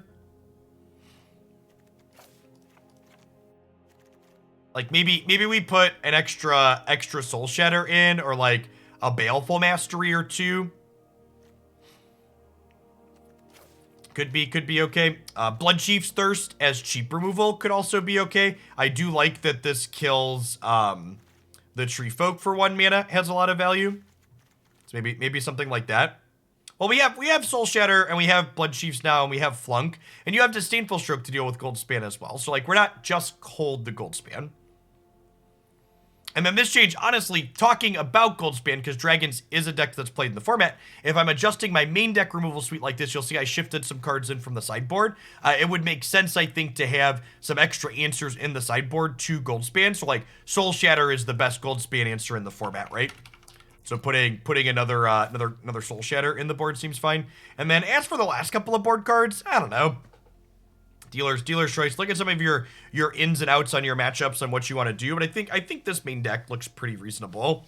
Being in red for both Prismari Command and Valki, I think makes a lot of sense, especially because like Azeka's a Chariot's a mainstay in the format. So this being able to like shock a cat, shatter the Chariot to almost 1-for-1 it when it resolves feels really good. You want more Deluge? I think we have enough card advantage. So like, I like to think about cards and like, when you're building decks, especially control decks like this, it's generally useful to think about your cards in terms of what role do they fill. And we have a lot of card advantage in this deck. Like 10 card advantage spells is a lot. And then we have what? This is like 10 card advantage, 10 spot removal, 5 counter spells, 4 sweepers. And then this is like a little bit of everything. I don't know that I would group this in a specific spot. It's just a very flexible card. But like thinking like this, you know, oh, it's not that I'm playing 3 and 3, it's that I'm playing 6 2 mana removal spells, etc. Yeah, Infernal Grasp is not really playable in control decks, and it's probably not playable in mid-range decks either, honestly. The aggressive decks will just kill you if you're hurting yourself too much. And past that, these two cards are both good enough that, like, I don't think you miss that effect.